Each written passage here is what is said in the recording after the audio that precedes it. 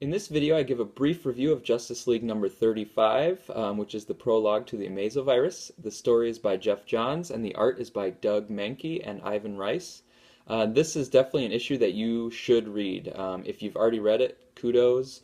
Go tell your friends to read it. Anybody that's interested in DC superheroes, really. The reason I think this is a must-read is because this is a good launching point. If you haven't been following Justice League straight through, like Forever Evil and the Injustice League after Forever Evil, this is a really good place to get back on. I think it's an important place to get back on because this is setting up the Amazovirus storyline, which I think looks like it's going to be really good. Another reason you need to read it is because it really is going to be revealing some things about Lex Luthor. So in this issue, Bruce Wayne and Lex Luthor actually go down into the bellies of LexCorp, and Bruce is kind of, prying around and investigating. But as a reader, we get to follow down in there to see what Luthor has going on, what kind of secrets he has. So it's really interesting to kind of be down in there. It's a really good follow-up to Forever Evil, because Forever Evil, as I said in my review, is really a story about Lex Luthor. In Injustice League, he got into the Justice League, was in the Watchtower. So Lex Luthor's been kind of infiltrating the Justice League, so now it's the Justice League's turn to kind of infiltrate and go down into LexCorp. So that's really intriguing to see. It has some cool stuff. Another reason you need to read this is because of the overlap, which is really kind of amazing, between this issue coming out right now and the filming that is going on this week overnight on the campus of Michigan State University at the Broad Museum. So there are some scenes in this comic where I couldn't really believe it because we have Lex Luthor gathering some people together. It's kind of a highfalutin event where he's really trying to take the limelight, and then Bruce Wayne is there as kind of another, wealthy individual. That scene in this issue, very similar to what they are filming right now in East Lansing. I don't want to give too much away, but it basically involves Lex Luthor, Bruce Wayne, at kind of a high society event that is hosted by Lex. So I couldn't really believe it, and this scene's overlapping in that way. So you can be reading this and thinking about what it might look like on the big screen with Batman v Superman.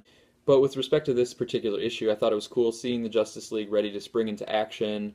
It was cool to kind of see them on edge, which I think is good for a prologue, getting ready for the events of the Amazovirus storyline. I thought the interplay between Bruce and Lex was good, which it has been in the past few issues as well, so it continues their kind of rivalry, which I think is a good rivalry, because they're similar in a lot of ways. Now, we see a little bit about the Justice League's plan to handle Lex Luthor, because of course they don't really trust him, and that was set up in Justice League 34. Justice League 34 also sets up this kind of Captain Cold situation being inside Lex Luthor's team. So what's he going to do? Is he going to double-cross Lex Luthor? We see just little hints of Captain Cold, but it doesn't really play out very much. I think that'll come in the Amazovirus storyline. Now, the other thing that was planted in 34 was the final page of Justice League 34, which is a big reveal about kind of what Lex Luthor has going on. There's somebody involved, which I won't spoil that, but if you look at the last page of 34, you might be curious about Justice League 35. That does not actually really tie into 35 yet. I think they're saving that for 36 and down the road. And Jeff Johns said Justice League 38 is when a lot of big stuff's going to go down. So we might see that final page of 34. It doesn't pay off here in 35, but it might in 37, or maybe it sounds like 38. The art I thought was pretty good. I thought the the scenes with Bruce and Lex were drawn well, and I thought the settings were really strong. Starting up top in LexCorp and then going down into LexCorp, I thought that was handled really well in terms of kind of the scenery. And then a little bit of action coming in at the very end I thought was handled well. I'm more excited though about the next issue because Jason Fabok's going to be coming on to take over art for Justice League, and he's kind of a Jim Lee style artist. So look for that next issue. So I think he'll take on the Amazovirus story proper. Jason Fabok has a really cool blog. If you're interested in seeing his character designs or just to hear him talking about his art process, check that out for sure. So overall, it looks like they're continuing the exploration of Lex Luthor.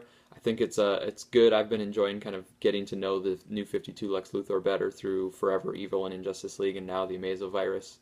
Lex Luthor, he's kind of a hero right now, but he's still very power hungry, and for him it's really all about gaining power, and I think this has kind of been a story of him realizing that he can maybe gain more power by being the hero than he was able to get power by doing these kind of devious, villainous things.